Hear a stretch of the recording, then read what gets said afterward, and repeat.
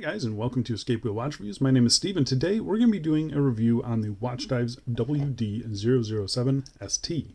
So I received this watch for free. I don't have to send the watch back, but you guys know the deal by now. No matter how I get a watch in for review, you're always going to get my honest opinion every single time. And if by the end of this review you want to pick one of these up, as always, there will be a link down in the video description. That is an affiliate link. You guys aren't going to pay any extra. It just earns me a little bit of commission and helps keep the channel running. That takes you right to the Watchdives website, which is where I suggest getting this. There's no official website on AliExpress for Watchdives, so you're getting the full FedEx delivery and the full 3-year warranty when you go through the Watchdives website. So I always suggest going through that for Watchdives specific watches. The current retail price is $189 US. That's before any taxes or discounts. You can use my code right here, ESCAPE10, for $10 off your purchase. And that price, that does include FedEx delivery, like I mentioned, which is an awesome bonus. The watch comes in 5 different colorways that you can see here. Sadly, most of the colorways are currently sold out. However, I suspect they'll be back in stock pretty soon. The watch case is made of 316L stainless steel. It has a sapphire crystal with anti-reflective coating, screw-in crown, screw-in case back, 200 meters of claimed water resistance. It has Swiss Superluminova on the bezel, the dial, and the hands, and the watch is powered by the Seiko NH35 automatic movement. So I don't want people to confuse this watch with their previous Watchdives WD007. This one is 42 millimeters and titanium. This one is more manageable, more wearable, 39 millimeters, and it's made out of steel and comes with a really nice bracelet. So I don't talk about this stuff, but you guys may have seen a review on this from another watch reviewer on YouTube, one who shall not be named. You know who he is, I think. And if you don't, you shouldn't be paying any attention to him. But yes, I watched his review. I didn't like giving him a view, but I wanted to see what everyone was saying. And yeah, I agree. He was completely too harsh on this watch. Yes, it's not perfect. No watch is perfect. But yeah, I think he was drawing attention to things that he normally wouldn't have. And that was a way to hurt Watchdives. So Watchdives, they weren't sending him free watches. They refused to work with him now. So he bought them himself and kind of went a little harsh on the watch. So yeah, I'm here to give you a more fair and more, I'm going to say unbiased. I know people are going to say I am biased towards Watchdives, and you know, that's fair, I guess. You know, you can say that if you want to. I try and give you an honest opinion every single time. I'm going to point out the flaws of the watch. I'm going to point out the good things of the watch. So yeah, I say we get right into it. But before we do, doing a quick wrist check today. Wearing the new Chronos L6037. This one will be coming up on the channel very soon. This watch is actually really, really nice. Very, very pretty. Yeah, I mean, it's just, yeah, it's a good watch. All right, we'll get to that review very soon. All right, so let's get into the dimensions. So we have a bezel diameter of 39 millimeters, case thickness of 13.6 millimeters, 18 millimeter lug width, lug tip to lug tip of 46.2 millimeters, and sized up for my 7.5-inch wrist with 2 links removed. It weighs 141 grams. So I think the size on this is pretty interesting. There's a lot of Chinese manufacturers out there that have made this style of watch, but they all use a 41 millimeter case. This is 39 millimeters, or they make it 41 or 42, I should say. This one is 39 millimeters. No one has done that.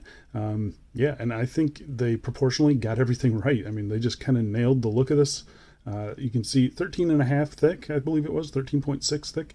It doesn't wear that bad. You can see here, a lot of that is in the case back. Some of that is in the crystal as well. So this case in general always seems to wear a little bit thinner than the numbers suggest. I know some other watches are in that 13 to 14 millimeter range, and it just doesn't wear that bad. So you can see here, pretty thin mid case there, a little bit of turn down to the lugs as well. I like the way that this watch wears. I think it wears a little bit small on me, and most of that is because of the bracelet. I'm not used to 18 millimeter bracelet, so I know why they did that. Just proportionally, it looks great. So yeah, this one will be good for smaller wrists. I think for bigger wrists like mine, it feels a little bit too small, but I'm going to go outside right now and throw it on my wrist anyway. And here it is on my 7.5-inch wrist, and as you can see, it wears fine. I've got no issues with it. The 18 millimeter bracelet seems a little bit dainty on my wrist, but that's just because I'm not used to it. So if you guys are used to it, or you have smaller wrists, I think it's going to look great. You do have a little bit of turn down to the lugs here as well. It looks pretty good, but it's just the light play off of all those brushed and polished surfaces that make this thing look awesome. It looks really, really good on wrist. And really that 13.5 thickness It does not appear 13.5 thick in my opinion.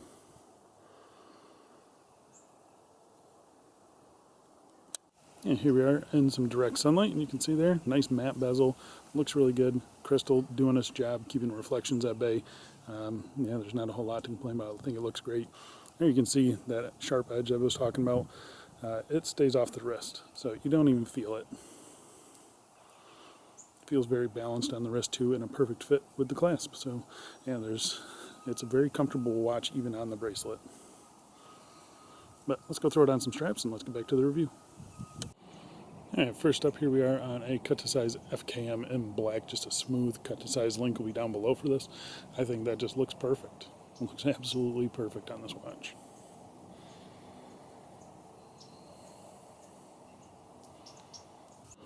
Next up here we are on a Milanese mesh. I'm not a huge fan of these ones. This one's a little thin. This was pulled off of I believe a Sequel 1963. But yeah, looks a little bit thin on this one, but it'll kind of give you an idea of what a nicer or thicker mesh would look like. I think it looks okay. And here we are on a double pass nylon strap, 2 layers underneath the watch there. You can see it's sitting up a little bit higher, but still I think it looks pretty good. This is kind of a tannish, greenish color.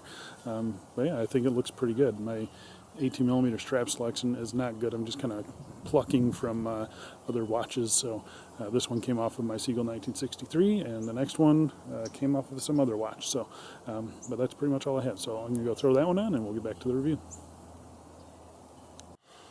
And lastly, here we are on another double pass nylon strap. This one's a little bit thicker. It sits it up just a little bit too much in my opinion, but yeah, I think the green and the white actually looks pretty cool. I've always liked green and white combinations of watches, and yeah, this one looks good. But I say we go back inside and let's get back to the review.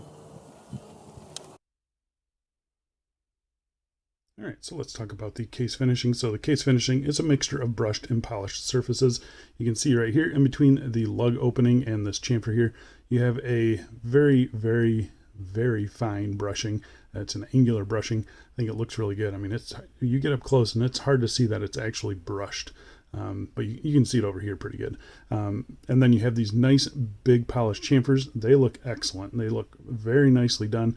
The transitions between the brushing and polishing are razor sharp. I mean, they look great. I wouldn't say they're quite San Martin crisp, but they're very, very nicely done. Flipping it to the case sides here, we have a horizontal brushing. The case finishing on this watch is pretty coarse. If I bring in my Seamaster Professional, you can see it side by side here. This one is obviously nearly 30 years old, but you can see it's a pretty fine brushing. This one is a little bit more coarse, so just something to note. It's not done poorly or anything. It could be a little bit more consistent. You can definitely see the streaking over here better than you can right here, so it's just something that they could maybe work on a little bit, but that's kind of just nitpicking. You can see the helium escape valve unsigned, just polished there. Kind of a toothpaste cap style. It's not the squared off style. And then on this side here, you have these nice big polished crown guards, signed screw down crown there with the Trident logo. I think it looks good. The crown is a good size and I can get good grip on it and everything. So yeah, not too much to complain about there. This bottom edge, it is a little bit sharp, but the case back here keeps it off the wrist, so it's not uncomfortable to wear. I do wish they would have run a chamfer on this bottom edge. All the other OEMs, they do that. They put a little chamfer on this bottom edge and that kind of softens it up. Again, I'm not going to compare to a $1,000 watch, but here you can see there's that chamfer on the bottom edge there, and it just makes it super soft. So yeah, just something that Watchdives can kind of work on in the future. Just put a little bottom chamfer on that. It doesn't really alter the look. If anything, it makes it look even better, and it definitely feels softer when it's when you're playing around with the watch in your hand. Flipping it over to the case back here, you can see you have a circular brushing on the case back. You kind of have this scallop design. You can use a normal case back removal tool on this here, but you are going to scratch them up just a little bit more than you would if just simple notches. So again, I know why they did this. It's in homage to the original, but I would have preferred just normal notches there, and maybe just a little bit more of a flatter case back, I guess. I don't know. But like I said, pretty much everything here is nice and smooth. These scallops here were really sharp on the titanium version, but here they're nice and soft to the touch. So yeah, nice to see that they smoothed those out. The case in general, though, really, really happy with it. They did a pretty darn good job with it. I just wish they would put a little chamfer on that bottom edge. All right, so let's talk about the bezel on the watch. So the bezel is a 120 click unidirectional bezel. If you look at this here, there's just a tiny bit of play there. It's not bad. It's one of those ones where you really got to hold the watch stiff, and like this. If you do this on the wrist, it just wobbles the entire head of the watch, so you don't really notice it. But I will say there's just a teeny tiny bit of play in it. It's 120 click unidirectional. I'll let you listen to it here. Resistance is pretty good. It's very tactile, so I can feel all the little clicks. It's pretty noisy as well. The clicks, they sound pretty good. I do get kind of this double click. So if you've ever seen one of these click mechanisms, there's a ring behind this bezel here, and there's teeth over here, and there's teeth over here, or, you know, they're 180 degrees apart, and sometimes you get these double clicks. So when you're spinning it quick, you don't really hear it, but if you go slow, you can hear it. Hopefully you guys can hear this. Ready?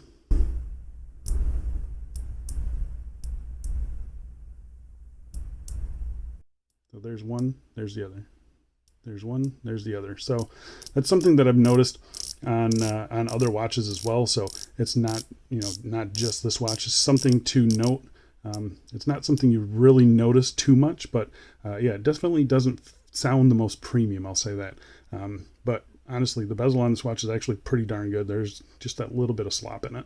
The bezel insert, depending on the colorway you get, it's either ceramic or it's aluminum. I believe this one is ceramic. I think the vintage and the green one use aluminum, so just something to keep in mind. I do like it though. It's a matte bezel. It looks fantastic. Everything is filled in with BGW9. Looks good. You do have a raised lume pip there at the 12 o'clock. The alignment on this, pretty much spot on. The bezel itself, it's stainless steel. As you can see, it kind of has that scalloped look to it. Yeah, I think it looks fine. There's no real issues other than the fact that it's a little bit harder to grip than something with like a coin edge, but that's because it's going after this certain look. This one is actually easier to turn than my Omega is, but yeah, that's you know, something inherent with this design. It's just a little bit difficult to get. And I do like that they aligned this triangle here with the scallop here. Sometimes you can get these a little off center. So yeah, nice attention to detail there. All right, let's talk about the crystal. First things first, we'll test it for sapphire.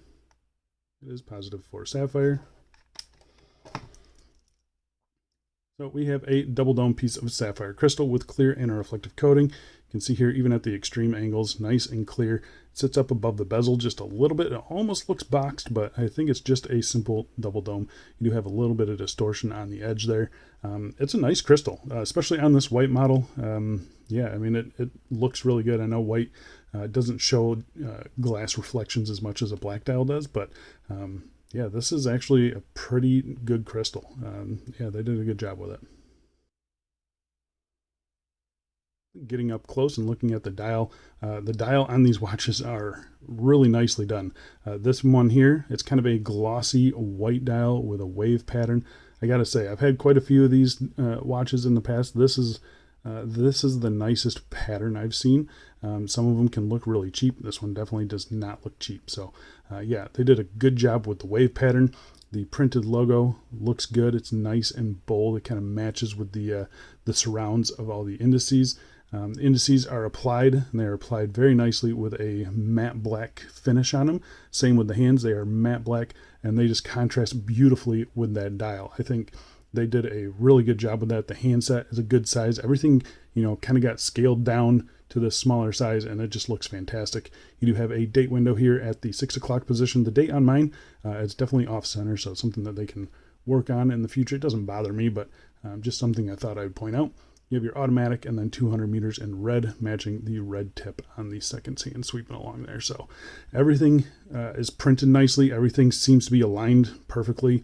I don't have anything that's kind of out of whack, out of skew. So yeah, really happy with this sample. Yeah, it looks good. The rehaut depth, not too bad on this model. I think it looks pretty good.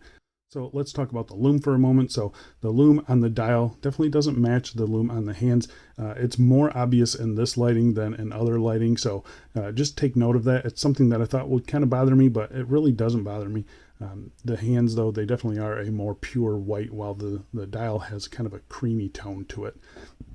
But the Lume on the watch is actually pretty darn good. I'm going to pop up a Lume shot here. You can see it against a couple other watches in the collection, and it does really good. It holds its own. I'm able to read it in the middle of the night, but the bars and the hands, those fade pretty quickly. The bezel also fades pretty quickly, but the big parts of the hands, they do stay loomed up pretty good. I do kind of lose the minute hand in the hour indices, so that's just something to note. It's kind of inherent with this design. It's not the easiest watch to read in the middle of the night, but I am able to read it. So yeah, it's actually pretty darn good Lume. All right, so let's talk about the movement in the crown. So the movement inside is the Seiko NH35 automatic. So it's 21,600 beats per hour, roughly 40 hours of power reserve. It hacks, it hand winds, it has a quick set date. It does everything you need it to do. They are accurate. Here's how this one has been running for me. I'd like to see them a little fast, if anything, but still, I can't really complain too much on this one. Yeah, they are just great movements. They're cheap. They're just super easy to work with, and they're readily available. So if you ever have any problems with this movement, you're going to be able to pick one up. No problems, in my opinion. And the swap is so simple on these watches. So yeah, they're great movements. I love them. I got no issues with it being in this watch. This movement is operated by this 3 o'clock screw down signed crown here. Again, good, easy, nice to grip, good size on the crown too. Smooth screw in, screw out action. First position is your hand winding. Second position is your date change. You can see there it is just a little bit off, a little bit set off to the right there. And then the third position hacks the movement. This is where you set your time. Everything seems aligned nicely.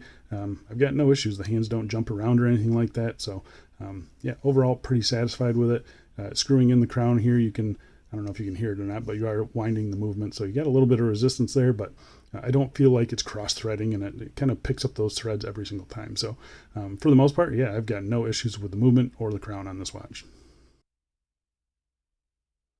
All right, so let's talk about the bracelet. So the bracelet, it's 18 millimeters, and it tapers down to 16 millimeters. So it's nice that they put a little bit of a taper on that. Most of the time, these are just straight bracelets, and it just kind of feels weird and adds to the heft, and it just doesn't, I don't know, it just doesn't work for me. So I'm really happy to see that they tapered this, just 1 millimeter on this one. So you do have solid links. Each of these little pieces is separated, as you can see from the back here, separate little pieces for everything. So yeah, pretty impressive there. The tolerances on the bracelet are pretty darn nice. The tolerances up here, I know he kind of batched this a little bit. There's a little bit of wiggle there, but it's normal. Like, that's just normal if you pick up any watch and it has some play in this link here. So yeah, I'm not sure why he spent so much time talking about that, but that is a non-issue in my opinion.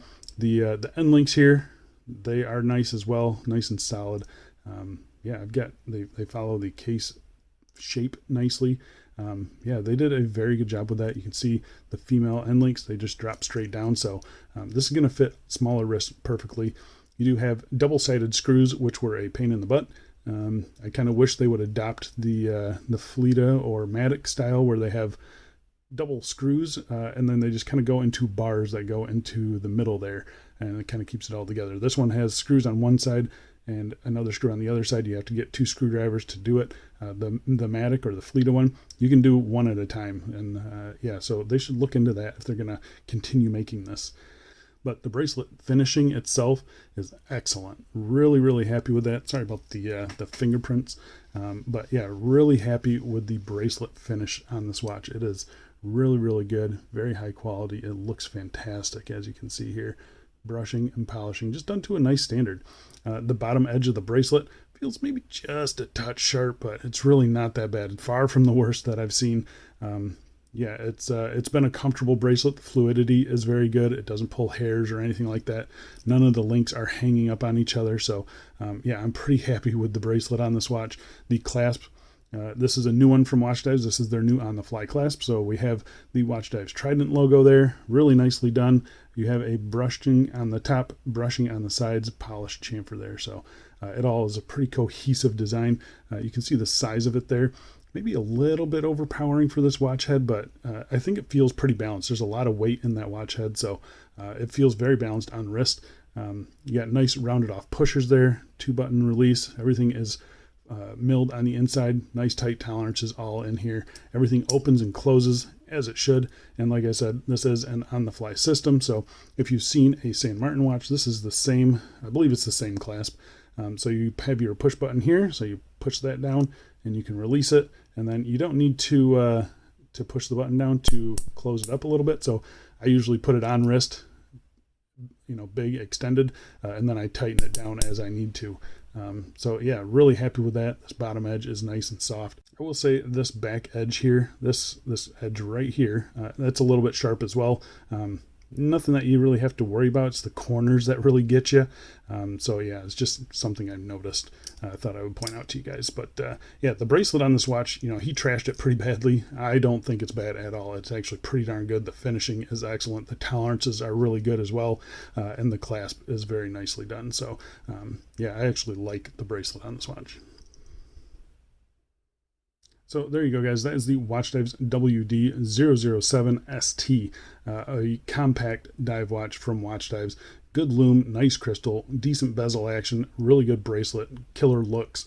Yeah, like I said, there's some things to complain about and to nitpick about, but yeah, I think the one who shall not be named was a little bit too harsh on this watch. Definitely has its flaws, but yeah, he was saying the watch is unacceptable, and I disagree completely. So yeah, I think if you like the watch, don't be persuaded by his review. He was a little negatively biased against them. I'm trying to be as fair as I possibly can be. I'm showing you guys everything that I'm seeing and feeling. So yeah, I think that's it for me, though. Thanks a lot for watching, guys, and I'll see you in the next one. See ya.